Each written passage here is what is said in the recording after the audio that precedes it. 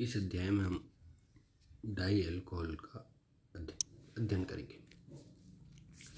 Die alcohol यदि किसी कार्बनिक श्रृंखला में दो OH समूह जुड़े हुए हों तो ऐसे यौगिक डाई अल्कोहल कहलाते हैं। यदि दोनों OH समूह निकटतम कार्बन समूह पर लगे हों और ऐसे यौगिक विजिनल डाई अल्कोहल कहलाते हैं। और यदि एक ही कार्बन पर लगे हों तो ऐसे यौगिक जैम डाइऑल कहलाते हैं। परंतु यदि एक ही कार्बन पर OH समूह जुड़े हुए हों तो ऐसे यौगिक जिनमें एक ही कार्बन पर दो OH समूह जुड़े हैं तो वह अस्थायी होता है और वह जल के अणु का त्याग करके कार्बोनिल समूह बनाते हैं। इनके नामकरण के लिए हम यह मानते हैं कि ये यौगिक यदि दो कार्बन का कोई डाइऑल है तो यह किसी एथिलीन समूह से बना है तो इसे हम एथिलीन 1,2 डाइऑल कहते हैं। या आयुपेसी नाम अगर हम दें तो एक कार्बन दो कार्बन यानी कि एथेन 1,2 डाइऑल कहते हैं। और यदि कार्बन की श्रृंखला ज़्यादा हो तो हम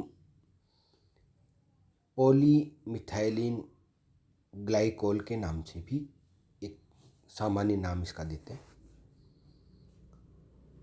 3 कार्बन का हो तो ट्राइमिथाइलिन ग्लाइकोल। यह हम कार्बन श्रृंखला को आयुपेसी के अनुसार गिनकर और अंत में डाइऑल शब्द का उपयोग करते हैं। बनाने की विधि। डाइऑल किस प्रकार बनाए जाते हैं? एथिलीन डाई क्लोराइड से। जब हम एथिलीन डाई क्लोराइड की अभिक्रिया एक्वस KOH से कराते हैं तो हमने देखा है कि एक्वस KOH हैलोजन समूह को प्रतिस्थापित करके OH समूह जुड़ जाता है। अतः दोनों क्लोरीन का प्रतिस्थापन होकर दो OH समूह जुड़ जाते हैं।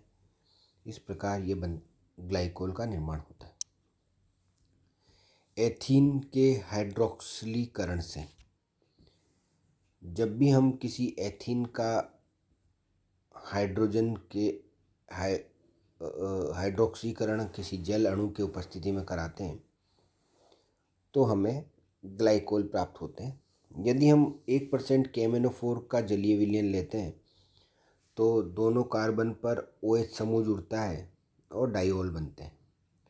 ऑस्मियम टेट्राऑक्साइड एक अच्छा हाइड्रोक्सीकरण अभिकर्मक है।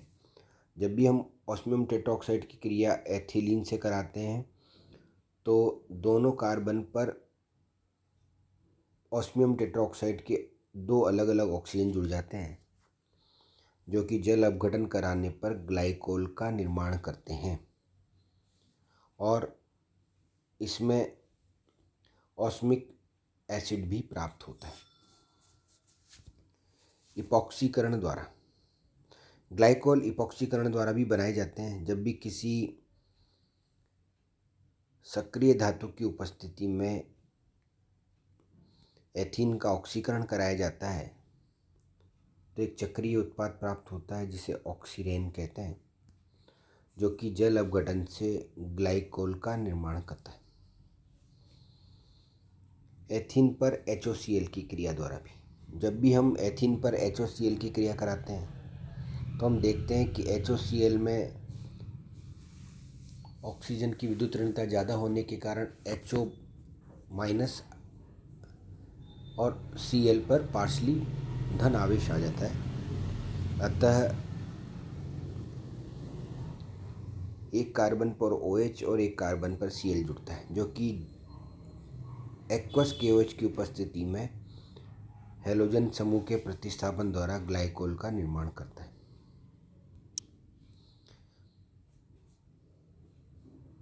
इस प्रकार हम एथीन से पर HOCl के योग से भी ग्लाइकोल का निर्माण करते हैं और ये ग्लाइकोल विजिनल ग्लाइकोल होता है एथीन पर क्लोरीन के योग से।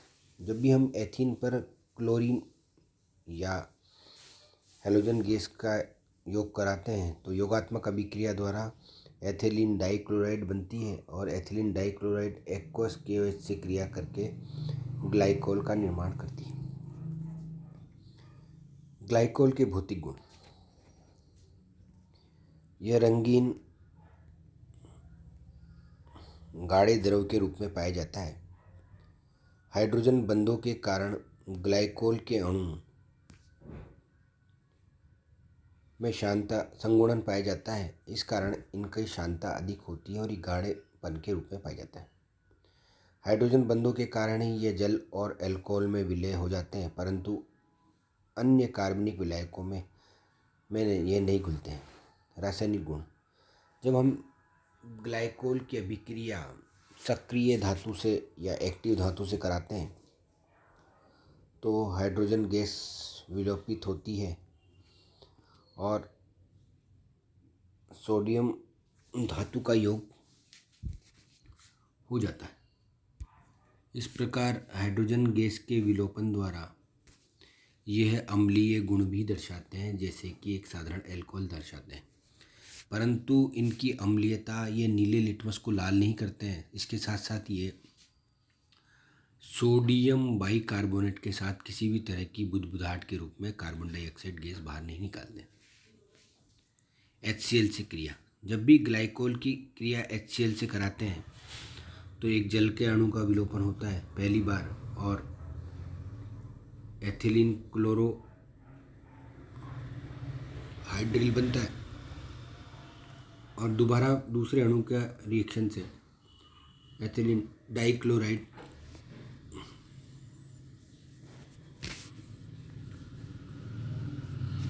का निर्माण होता है।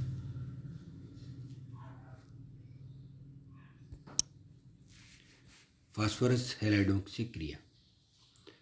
जैसा कि हमने मोनोहाइड्रिक एल्कोहल के अध्याय में पढ़ा कि जब भी किसी एल्कोहल की क्रिया फास्फोरस हैलाइड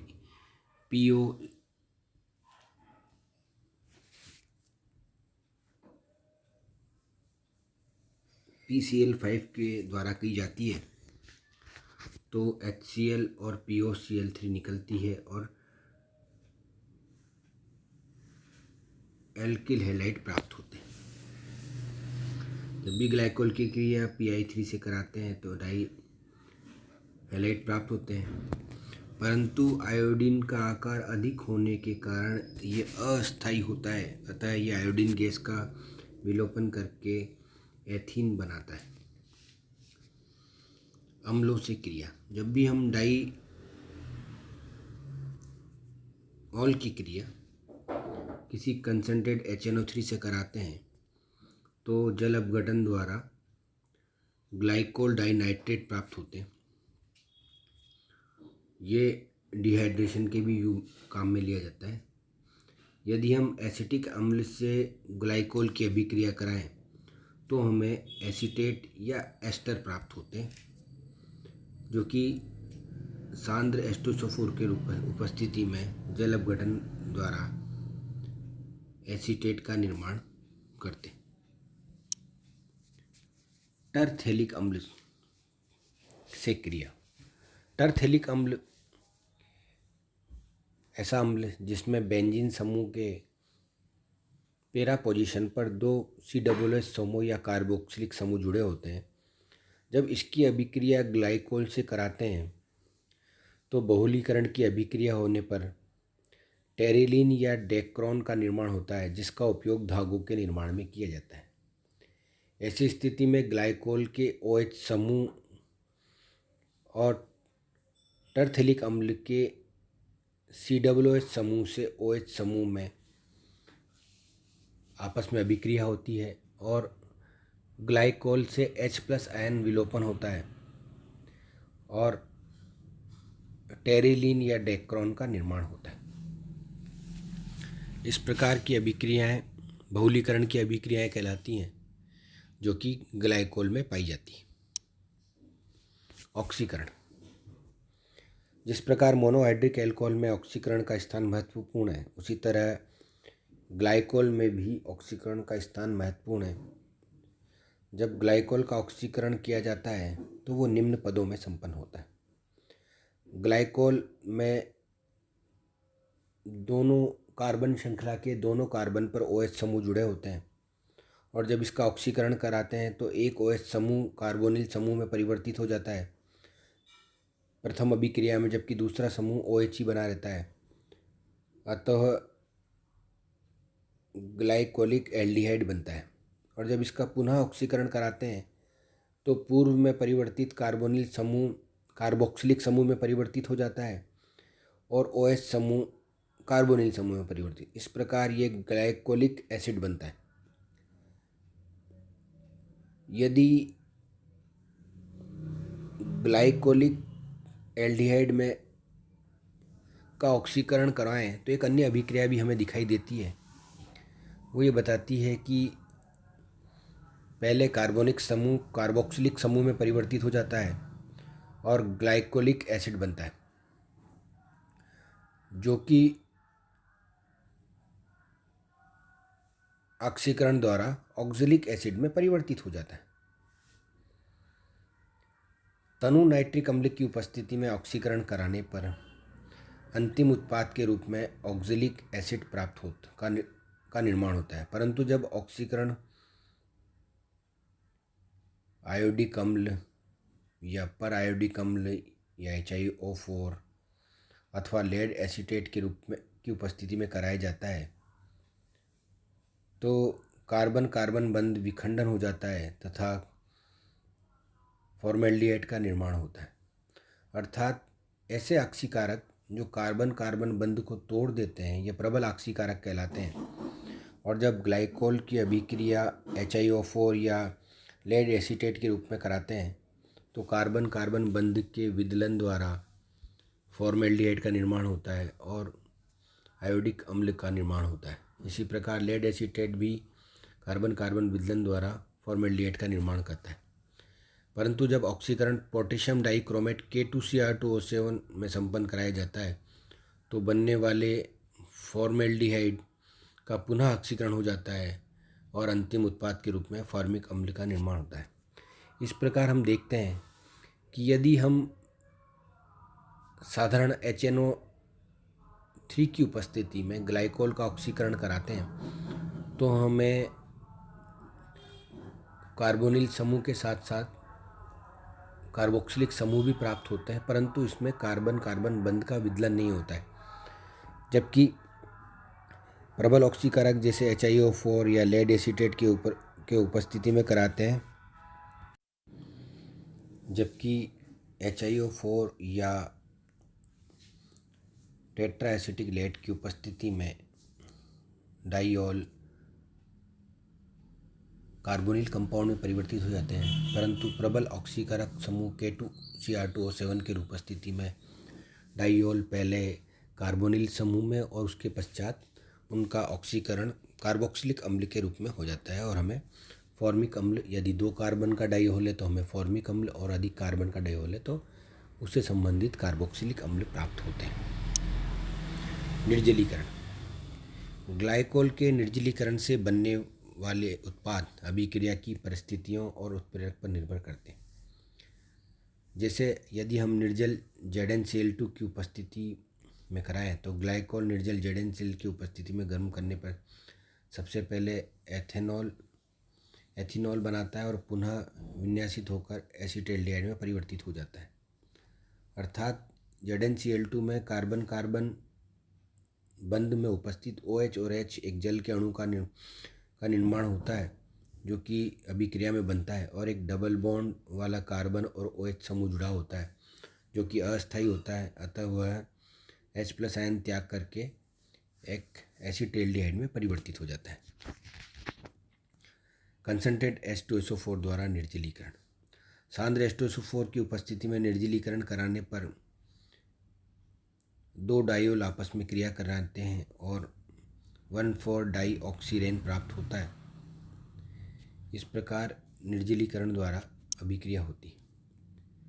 तीसरी अभिक्रिया फास्फोरिक अम्ल या H3PO4 की उपस्थिति में जब हम निर्जलीकरण कराते हैं तो ग्लाइकोल के 2 अणु भाग लेते हैं, जिसमें एक ग्लाइकोल के OH समूह जबकि दूसरे ग्लाइकोल के H समूह से जल का विलोपन होता है और हमें एक ईथर यौगिक प्राप्त होता है, जिसका पुनः ऑक्सीकरण कराने पर डाइक्लाइकम प्राप्त होता है।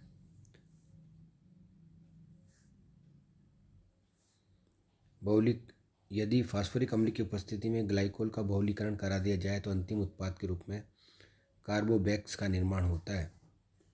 इस प्रकार इस अभिक्रिया द्वारा ग्लाइकोल से एल्कोहल का ईथर का निर्माण किया जाता है और बहुलीकरण द्वारा कार्बोबैक्स बनाया जाता है। 500 डिग्री टेम्परेचर पर जब हम ग्लाइकोल का निर्जीकरण कराते हैं तो ऑक्सीरेन का निर्माण होता है और विजिनल OH समूह से जल का विलोपन होने पर एक चक्रीय यौगिक ऑक्सीरेन का निर्माण होता है। कार्बोनिल यौगिकों से क्रिया।